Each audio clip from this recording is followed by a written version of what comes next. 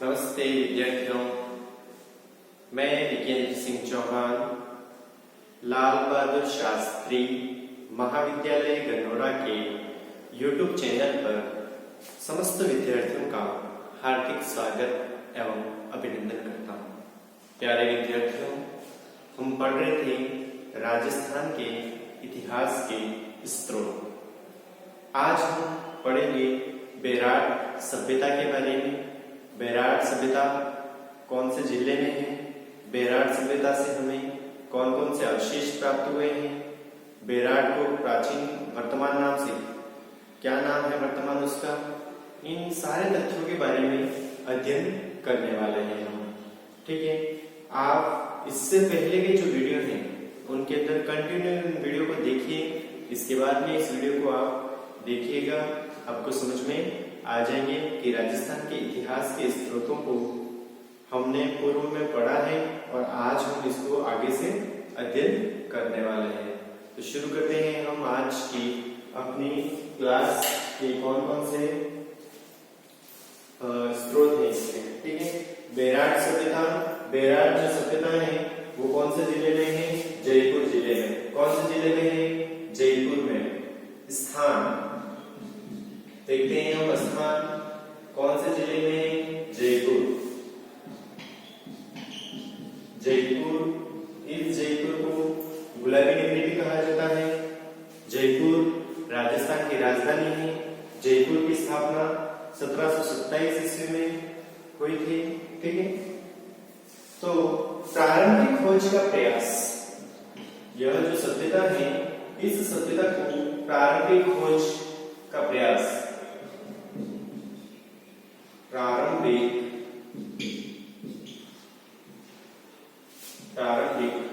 खोज का प्रयास, खोज का प्रयास। देखो, खोज करने वाले व्यक्ति भी अलग हैं और प्रयास करने वाले व्यक्ति भी अलग है। प्रयास किसने किया था? कैप्टन बर्ड ने प्रयास किया था। प्रथम प्रारंभिक खोज का प्रयास, प्रारंभिक खोज का प्रयास किसने किया था? कैप्टन बर्ड ने। सबसे पहले 1837 में कैप्टन बर्ड ने 1837 ईस्वी में कैप्टन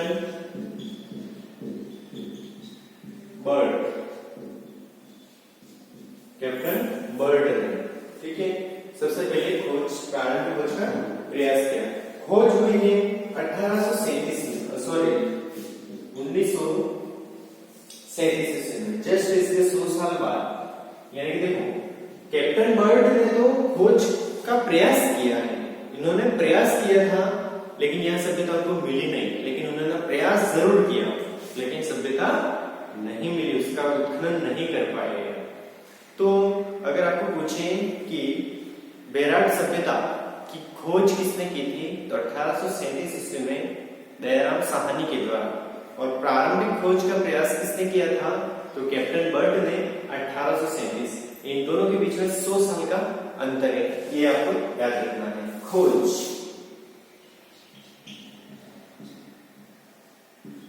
किसने की थी? तो 1937 ईस्वी में, 1937 ईस्वी में, 1937 ईस्वी में दयाराम साहनी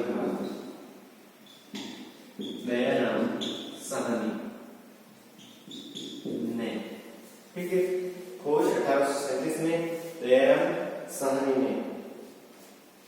इस सभ्यता को लौह युगीन सभ्यता माना जाता है। इस सभ्यता को लौह युगीन सभ्यता माना जाता है। इस सभ्यता को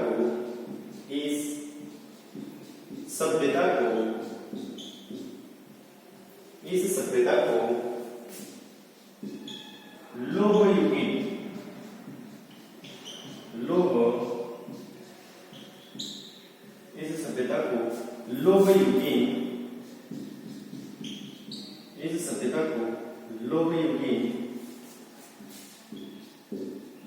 सभ्यता माना जाता है।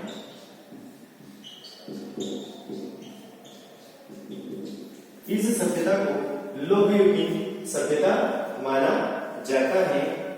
बेराट में चीनी यात्री हेनसांग आया था। बेराट में चीनी यात्री हेनसांग आया था। कौन आया था? हेनसांग, जिसको हेनसांग को वेनसांग भी कहते हैं, ठीक, क्योंकि ह में व मिला हुआ है, व में ह मिला हुआ, ह में व मिला हुआ, कुछ भी बोलो, ठीक है। तो हेनसांग भी कह सकते हो और वेनसांग भी कह सकते हो। वास्तविकता में तो वेनसांग उसको कहते हैं कि यह चीनी यात्री था। वह देखो चीन से फाइयान प्रमुख अगर यात्रियों की अगर बात करें जो बहुत ही प्रसिद्ध है तो फाइयान, ठीक है। और दूसरा जो चीनी यात्री है जो प्रसिद्ध है वो है वेनसांग। तो वेनसांग जो है वह बेराट की इसने यात्रा की थी। अब बेराट की इसने विशेष तौर पर यात्रा क्यों की? तो इसके पीछे कारण है कि जो बेराट है वह बौद्ध धर्म का केंद्र है। कौन से धर्म का? बौद्ध धर्म का केंद्र है। सर्वाधिक बुद्ध की मूर्तियां यहीं से प्राप्त हुई हैं। महात्मा बुद्ध से जुड़ी हुई जितनी भी वस्तुएं हैं वो यहाँ पर मिली हुई है। कहते हैं कि महात्मा बुद्ध का जो कलश है हड्डियों का, वो कलश भी यहाँ से प्राप्त हुआ है। तो कहीं न कहीं जो बौद्ध धर्म है उसके यहाँ पर बहुत ज्यादा प्रभाव था बौद्ध धर्म का। तो चीन के अंदर बौद्ध भिक्षु ज्यादा है, यानी कि बौद्ध धर्म को मानने वाले अनुयायी ज्यादा है। तो यह महात्मा बुद्ध से जुड़ी हुई जानकारियां इकट्ठी करने के लिए भारत में आया था और इसने फिर बेराट की यात्रा भी की थी, ठीक है। तो वेनसांग यानी कि हेनसांग ने बेराट की यात्रा की थी और इस हेनसांग ने एक ग्रंथ लिखा है, सीयूकी नामक एक ग्रंथ लिखा है इसने, ठीक है। तो देखते हैं चीनी यात्री हेनसांग ने बेराट की यात्रा की थी। चीनी यात्री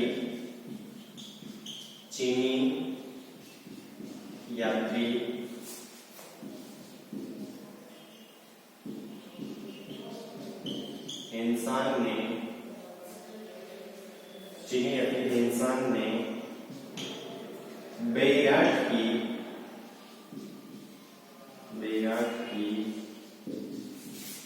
की यात्रा की थी। चीनी यात्री हेनसांग ने बेराट की यात्रा की थी। यहां से अशोककालीन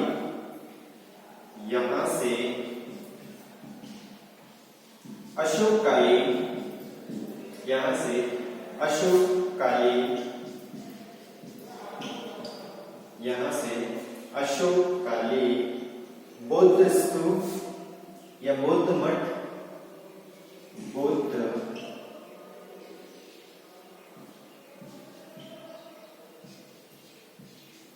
बौद्ध स्तूप मठ, देखो अशोककालीन बौद्ध स्तूप, बौद्ध मठ, इसके बाद में मंदिर के अवशेष प्राप्त हुए। देखो अशोककालीन बौद्ध स्तूप, मठ और मंदिर के अवशेष मिले, ठीक है। यहां से अशोककालीन बौद्ध स्तूप, मठ और मंदिरों के अवशेष प्राप्त हुए हैं। इसके बाद है विराट से अशोक की आहत। देखो आहत एक सिक्का है, पंचमार्क। आहत एक पंचमार्क सिक्का है। इस पर 5 जीव जंतुओं के चित्र अंकित किए गए हैं। इस कारण इसको क्या कहा जाता है? पंचमार्क। पंच यानी कि 5, मार्क यानी निशान, यानी कि एक आहत एक ऐसी मुद्रा है जिस पर 5 पशु पक्षियों के चिन्ह होने के कारण इसको पंचमार्क कहा जाता है, ठीक है। तो यहां से हमें आहत एक मुद्रा है जो यहां से मिली है। विराट से अशोक की आहत, विराट किसका नाम है? विराट का ही वर्तमान नाम क्या है? विराट है। तो विराट से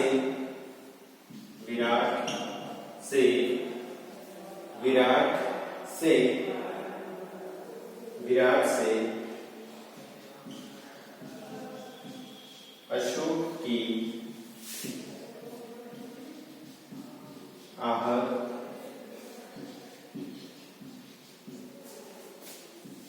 पंचमार्क। देखो विराट से अशोक की आहत पंचमार्क मुद्रा मिली है जो राजस्थान में सबसे प्राचीन है। विराट से अशोक की आहत पंचमार्क मुद्रा मिली है जो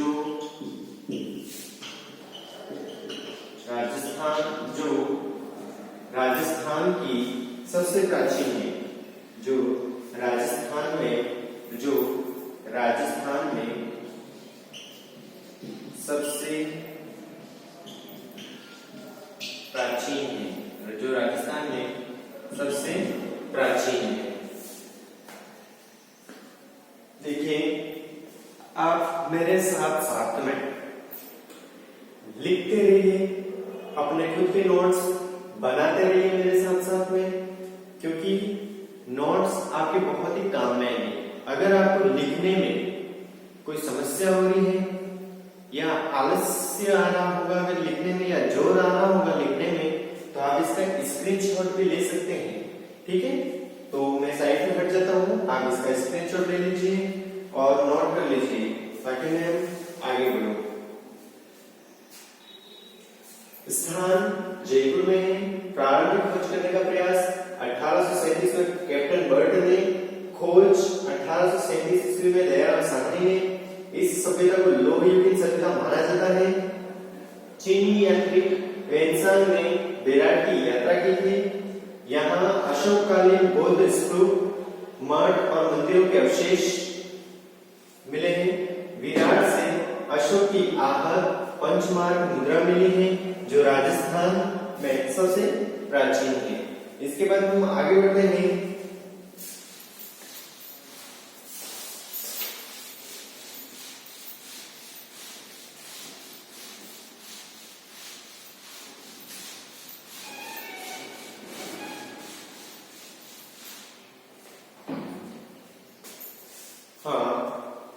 बेराट मत्स्य जनपद की राजधानी है। बेराट मत्स्य जनपद की राजधानी। बेराट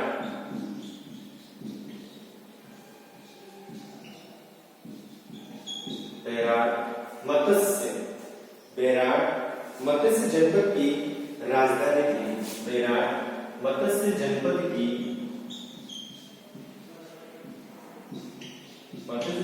की राजधानी थी। मत्स्य जनपद की राजधानी थी जिसे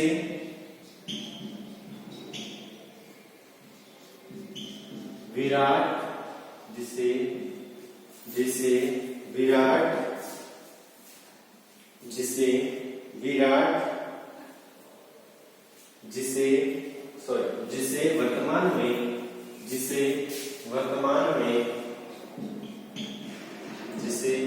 वर्तमान में विराट कहा जाता है। जिसे वर्तमान में विराट कहा जाता है।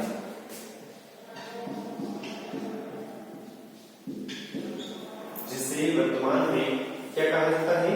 विराट कहा जाता है। यहां से बुद्ध की प्रतिमा मिली है। यहां से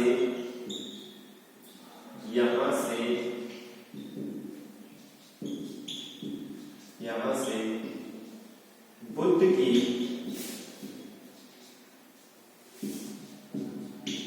प्रतिमा मिली है।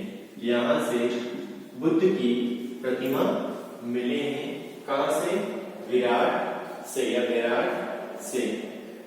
पांडवों का अज्ञातवास यहीं व्यतीत हुआ था। देखो महाभारत जो हुई थी, तो महाभारत का युद्ध होने से पहले आपको पता हो जो 5 पांडव थे वह 13 वर्ष तक वनवास में रहे थे।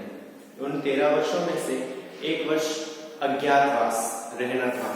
अगर उस 1 वर्ष के दौरान उन्हें अगर कोई पहचान लेता है तो पुनः 12 वर्ष का वनवास उनको हो जाता था। तो यह शर्त थी। तो 1 वर्ष बिल्कुल ही चुप करके रहना था इनको, चुप करके इनको कोई देख नहीं पाए। तो इन्होंने 1 वर्ष का समय कहाँ बिताया था? तो बेराट में बिताया था, यानी कि पांडवों ने अपना अज्ञातवास यहीं पर व्यतीत किया था।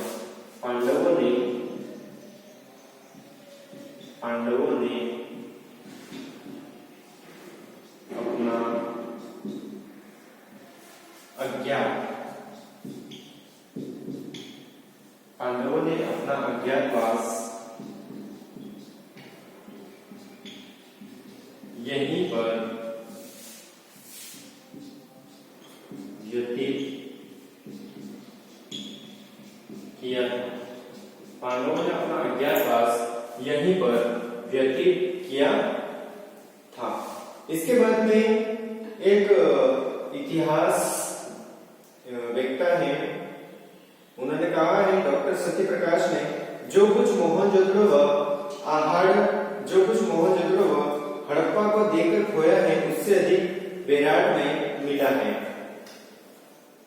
एक इतिहास व्यक्ता है जैसे डॉक्टर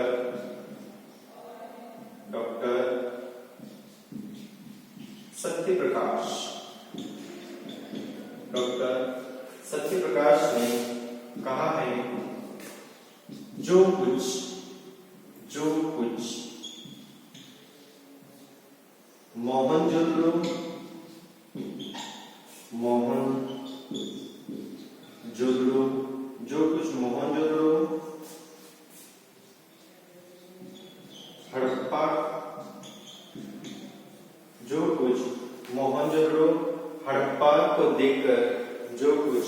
मोहनजोदड़ो हड़प्पा को देखकर खोया है, हड़प्पा को देखकर खोया है, उससे भी ज्यादा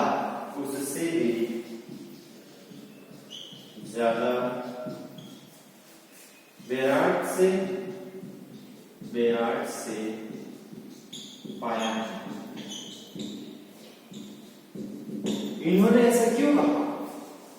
क्योंकि जब भारत का विभाजन हो गया तो प्रमुख सभ्यता के जो स्थल थे जैसे हड़प्पा, मोहनजोदड़ो, ये जो स्थल थे वो कहां चले गए? पाकिस्तान में चले गए। तो हमारे देश के पास में ऐसा कोई बड़ा स्थल नहीं था। इस कारण इन्होंने कहा है कि जो कुछ मोहनजोदड़ो हड़प्पा को देखकर खोया है उससे भी ज्यादा बेराट से पाया है। इसके बाद में बेराट में टकसाल के अवशेष प्राप्त हुए हैं। बेराट में टकसाल के अवशेष प्राप्त हुए हैं। बेराट से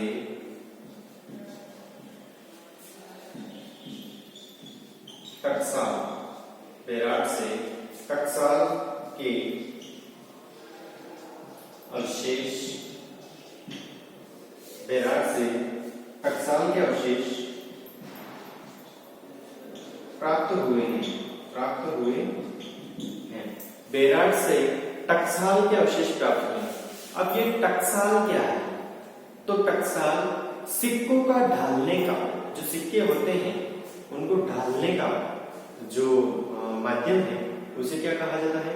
टकसाल कहा जाता है। सिक्के हैं वो टकसाल के अंदर ही ढाले जाते हैं। एक सांचा होता है जिसके अंदर गर्म कर करके जो लोहा, चांदी, पित्तल, तांबा जो भी हम मिलाते हैं विशेष धातुओं को, उनको मिलाने के बाद में एक सांचा होता है, उसके अंदर इसको ढाला जाता है। उसे क्या कहा जाता है? टकसाल कहा जाता है। तो टकसाल के अवशेष हमें कहां से प्राप्त हुए? बेराट से प्राप्त हुए हैं। आपसे नोट कर लीजिए विद्यार्थियों।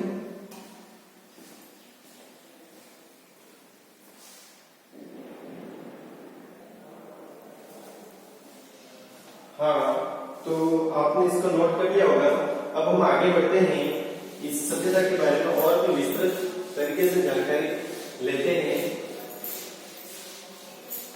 तो ये जो बेराट सभ्यता है, यहां से अशोक का भाभरू शिलालेख प्राप्त हुआ है।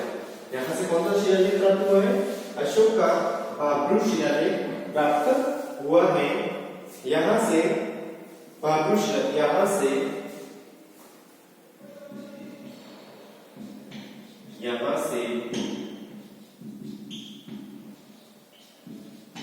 यहाँ से अशोक का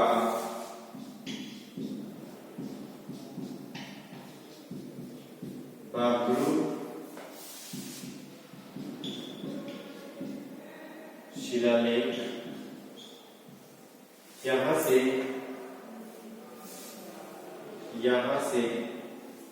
अशोक का बाबरू शिलालेख बीजक की पहाड़ी से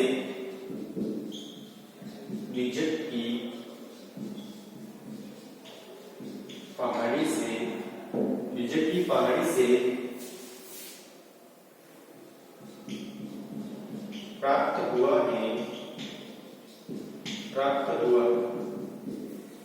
यहाँ से अशोक का बाबरू शिलालेख बीजक की पहाड़ी से प्राप्त हुआ है। ठीक है, इस पर क्या है? इसके अलावा यहां से हमें एक स्वर्ण मंजूषा, यहां से एक स्वर्ण मंजूषा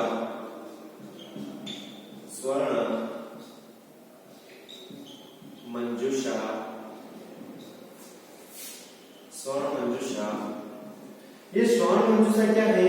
तो स्वर्ण मंजूषा एक कलश है। ठीक है, स्वर्ण मंजूषा महात्मा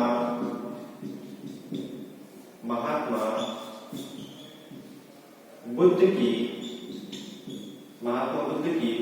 अस्थियां।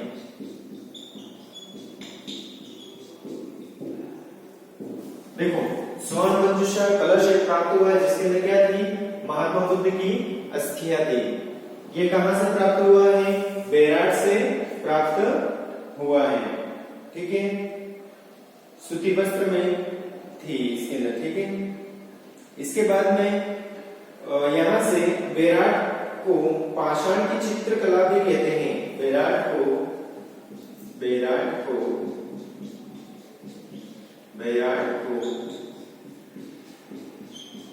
पाषाण की चित्रकला भी कहा जाता है। चित्रकला भी कहा जाता है। इसके अलावा अगर हम देखें तो बेराट जो सभ्यता है उसके अंदर एक और मैं बात बता रहा हूं इसके अंदर कि इसकी जो खोज, ठीक है, प्रारंभिक खोज का प्रयास तो 1837 में कैप्टन बर्ट ने किया, लेकिन जो खोज है वो दयाराम साहनी ने 1937 में की थी। और कई कई किताबों में 36 भी मिलता है, 1936 भी मिलता है, तो दोनों नोट कर लेना। ठीक है, 36-37 नोट कर लेना।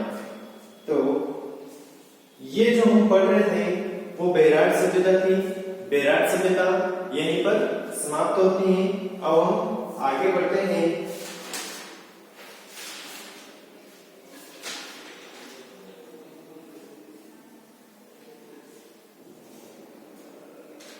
इसके अलावा अगर हम देखें बागोर सभ्यता जो भीलवाड़ा में स्थित है,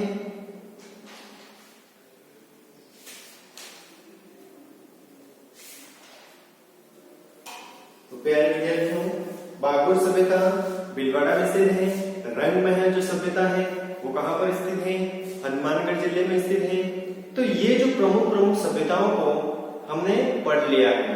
ठीक है, तो राजस्थान के इतिहास के स्रोतों के अंदर अगर हम देखें पुरातात्विक स्रोत, तो पुरातात्विक स्रोतों में हमने सभ्यताओं का अध्ययन कर लिया है। ठीक है, तो अब हम आगे देखेंगे साहित्यिक स्रोत। जो साहित्यिक स्रोत हैं वो कौन कौन से हैं, उन साहित्यिक स्रोतों को देखेंगे। तो आप मेरे साथ में नोट करते रहिएगा कि साहित्यिक स्रोत कौन कौन से हैं। ठीक है, साहित्यिक स्रोत में क्या होता है कि कौन सा ग्रंथ किसने लिखा।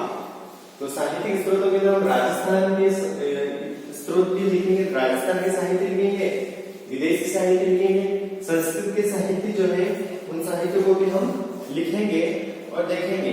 तो साहित्यिक स्रोत डाल दीजिए आप अपना टॉपिक साहित्यिक स्रोत।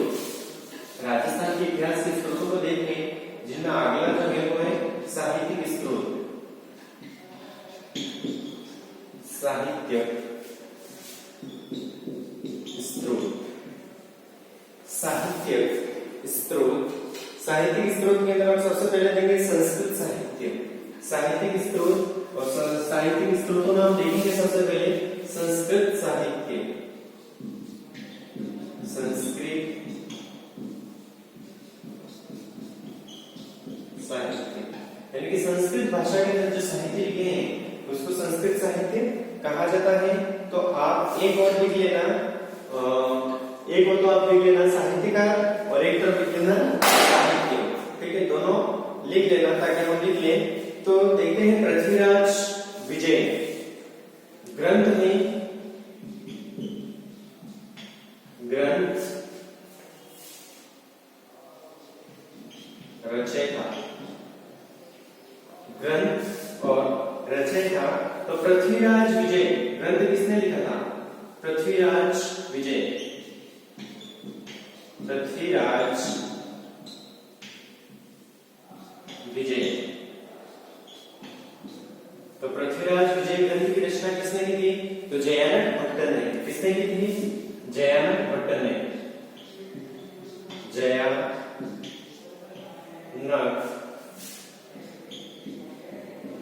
भट्ट। ठीक है, इसके बाद में अगर हम आगे देखें हम्मीर महाकाव्य। हम्मीर महाकाव्य,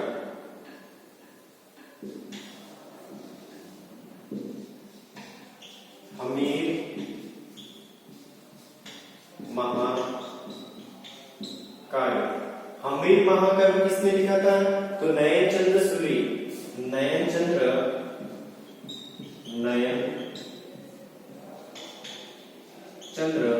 सूरी।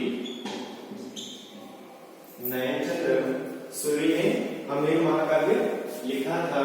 इसके आगे हम देखते हैं अजितोदय। अजितोदय एक ग्रंथ है, अजितोदय। अजितोदय। अजितोदय ग्रंथ की रचना जो है वह जगजीवन भट्ट ने, या भट्ट जगजीवन। अजितोदय ग्रंथ की रचना किसने की है? भट्ट जगजीवन ने की है। इसके बाद में राजवल्लभ। राजवल्लभ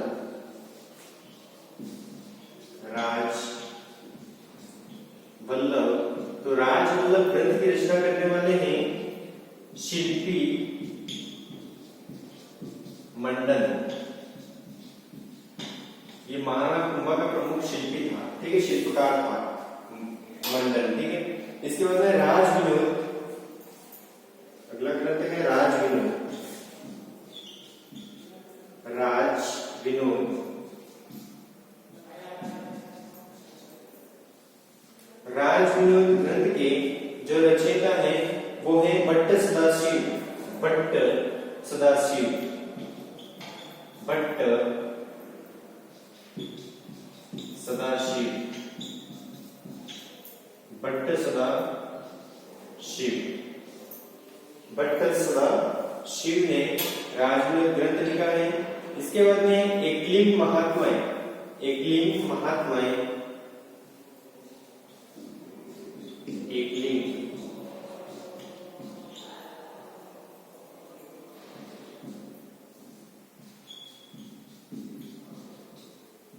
एकलिंग महात्मा, ये लिखा है महाराणा कुंभा ने। महाराणा कुंभा ये ग्रंथ किसने लिखा है? महाराणा कुंभा ने लिखा है। इसके बाद में है आप अमर काव्य वंशावली। अमर काव्य वंशावली। अमर काव्य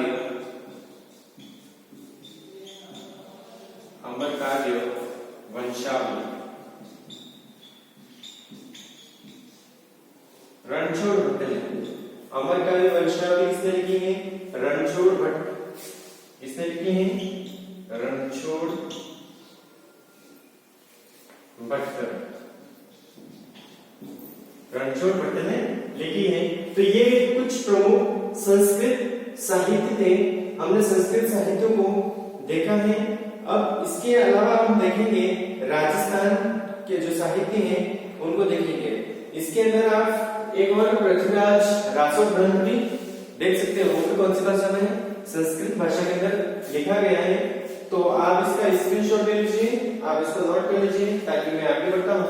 अब हम अगले जो ग्रंथ देखेंगे वो राजस्थानी भाषा के अंदर जो लिखे गए हैं उन ग्रंथों की देख लेते हैं।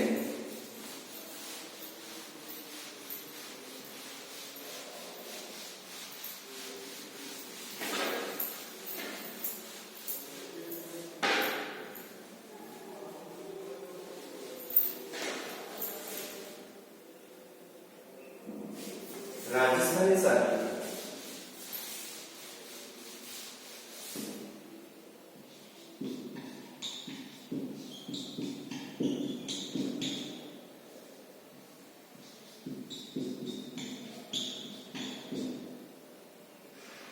राजस्थानी साहित्य ग्रंथ रचयिता, ग्रंथ और रचयिता कान्हड़देव प्रबंध, कान्हड़देव प्रबंध,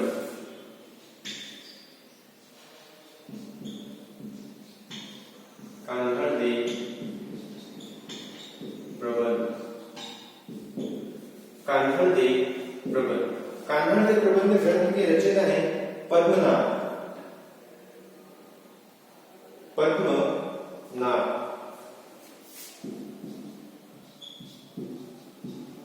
पद्मनाभ, पद्मनाभ। कान्हड़देव ग्रंथ के रचयिता कौन है? पद्मनाभ, पद्मनाभ। इसके बाद में सूरज प्रकाश, कर्णिदान देता, सूरज प्रकाश, सूरज प्रकाश, कर्णिदान, इसके लेखक हैं कर्णिदान।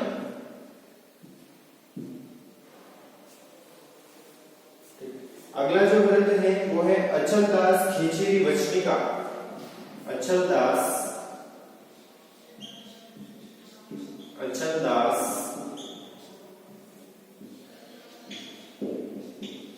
अचलदास खींचेरी वचनिका, अचलदास खींचेरी वचनिका। शिवदास गांधी, शिवदास,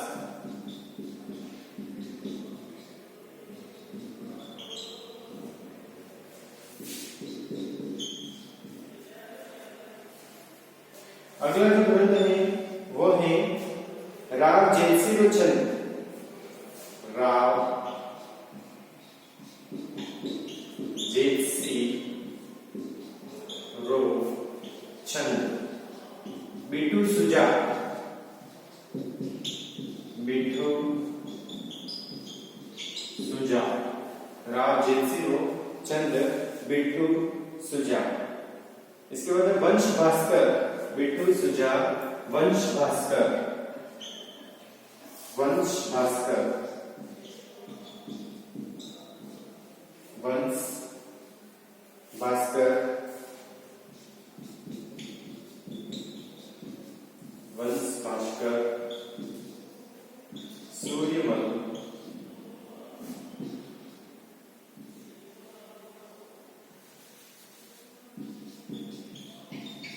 सूर्यमल मिश्रण, सूर्यमल मिश्रण या मिश्रण, ठीक है। इसके बाद में है राजरूपक, राजरूपक,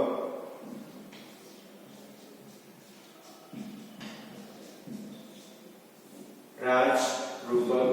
तो राजरूपक जो ग्रंथ है वो केशवदास ने लिखा है। राजरूपक जो ग्रंथ है वो कवि वीरभान, कवि वीरभान ने,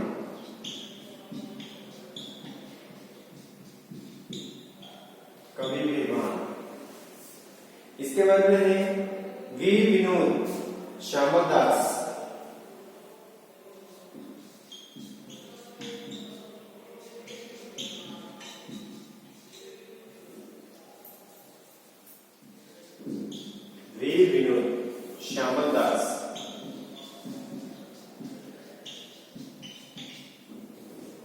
वीर विनोद श्यामल दास ने लिखा है।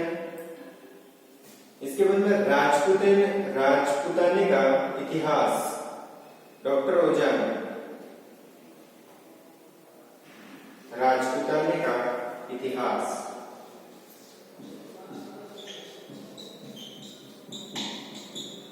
राजपूताने का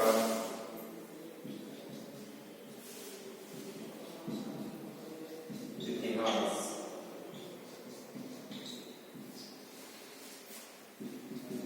डॉक्टर गौरीशंकर हीराचंद ओझा। अपन शॉर्ट में लिखेंगे डॉक्टर ओझा। तो ये कुछ प्रमुख राजस्थानी साहित्य थे जिनके बारे में हमने देखा कि राजस्थान के कौन कौन से ऐसे इतिहासकार हैं या जो कवि हैं उन्होंने ग्रंथ लिखे हैं। तो प्रमुख जो ग्रंथ हैं उनके बारे में हमने देखा है। ठीक है, आप इसको नोट कीजिए, आप इसके स्क्रीनशॉट लीजिए।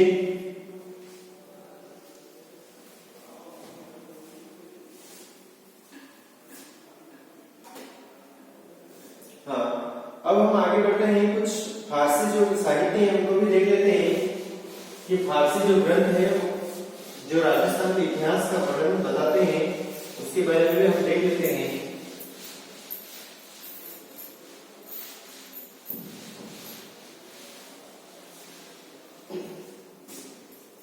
तो फारसी साहित्य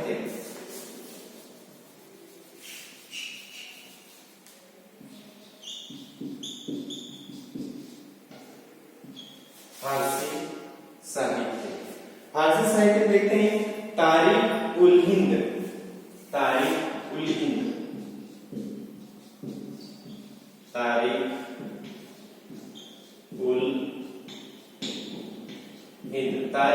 ग्रंथ की रचना की है अल-बरूनी ने। किसने की है? अल-बरूनी ने की है। ठीक है, तारीख उल हिंद की। इसके बाद में ताज उल मासीर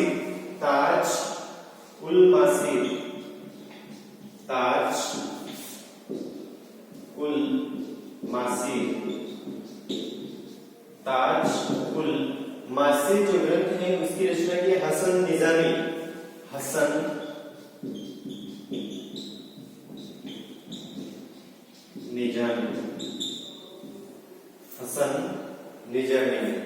इसके बाद में तबकात ए नासिरी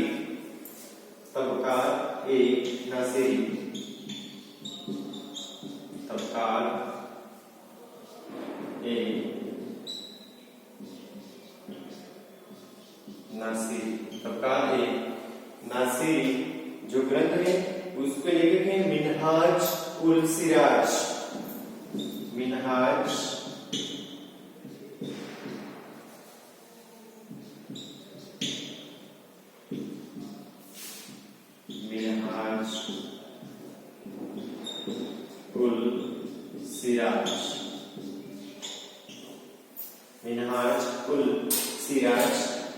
इसके बाद में है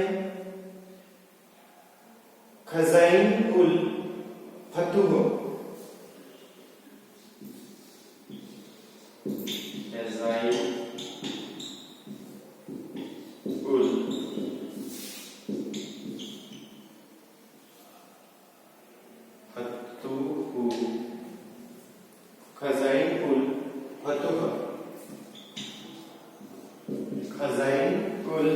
फतूह जो ग्रंथ है वो लिखा है अमीर खुसरो ने।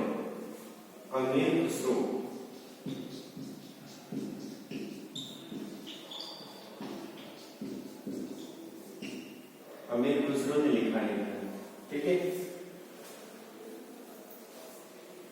इसके आगे देखते हैं हम तुजू ए जहांगीरी।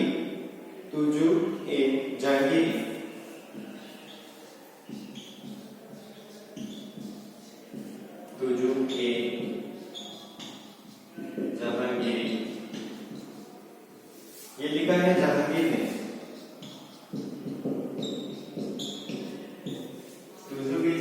जहांगीर ने लिखी है। इसके बाद में है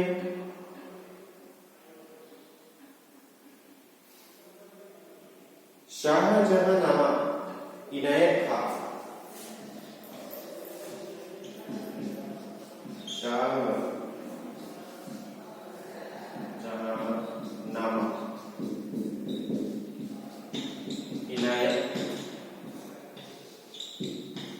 हाँ, ठीक है प्यारे विद्यार्थियों, आज हमने राजस्थान के इतिहास के स्रोत के अंदर जो सभ्यताएं हैं उन सभ्यताओं को देखा। इसके बाद में जो साहित्यिक स्रोत हैं उनको देखा। साहित्यिक स्रोत का हम विस्तार से हमने वर्णन नहीं किया है, हमने सिर्फ ग्रंथ और ग्रंथ के रचयिता हैं उनके बारे में अध्ययन किया है। प्यारे विद्यार्थियों, ये टॉपिक यहीं पर समाप्त होता है। धन्यवाद।